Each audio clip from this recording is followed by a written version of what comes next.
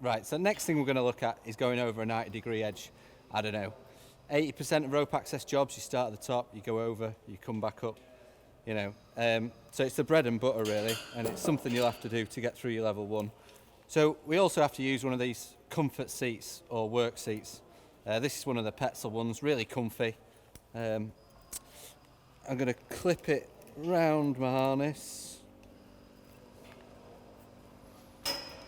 and into my central D-ring. I am going to put it through the Mayon and the D-ring, because then it's more comfortable when you're in ascent. So if you just have a quick look at that, just going through there and there. So it doesn't matter whether I'm on my ID or my chest ascender, the weight's always transferred. Right, so that's in, and then adjust it right. I've had this on before, so it's set to me. Next thing we're going to do is we're going to put our backup on before we go near the edge. So put your ASAP on. Make sure that the arrow is pointing to the anchors.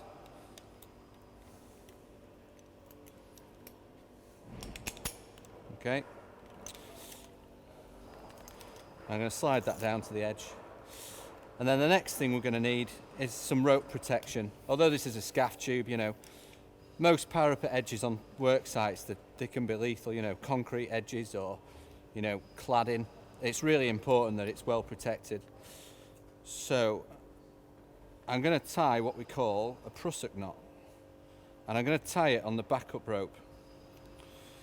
So all we do is have it like that. Pull the rope protector through, so that will be a lark's foot, and then we're going to pass it round. You just poking it through twice basically. Now I'm going to pull it tight.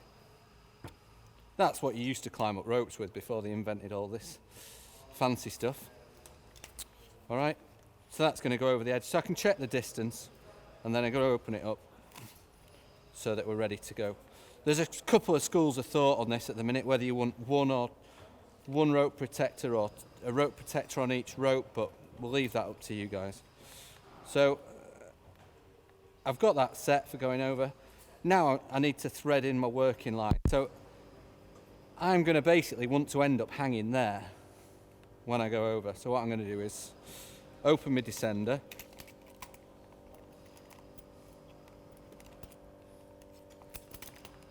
And I'm going to take that point and I'm going to thread it in at the top of my descender.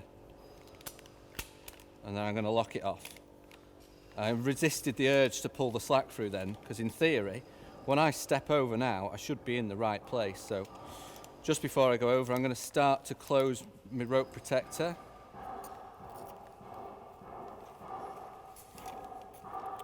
And then I'm going to climb over. And then just before I sit down, I need to make sure everything's correct and running. And then as I sit down, with a bit of rope stretch from the rigging, I am in the perfect position. So I can close my rope protector up. Obviously, if this was a sharp edge, you'd want carpet on it, you'd want all sorts. That's it really. Keep my knees out. At this point here, it's normally when you realise you've forgotten something, you've got to climb back over. And then we just descend down.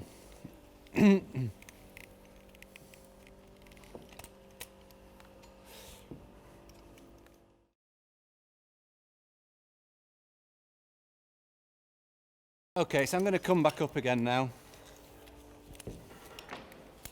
So I'm just climbing back up. Going back over an edge, I'm going to start to open my rope protector. Keep my back up high. Now the temptation is, when I get here, is just to climb straight over. But one of the big problems with that is, these chest ascenders are only designed for a static load, so as soon as I start to introduce slack into it, if I slipped, I could damage that, I could damage the rope, or it could just pop off. So it's much safer if we change back into descent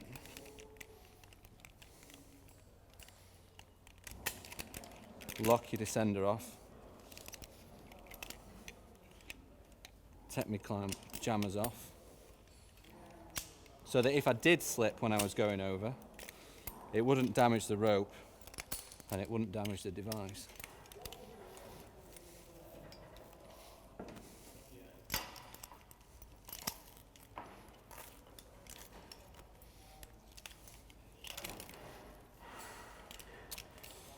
Voila.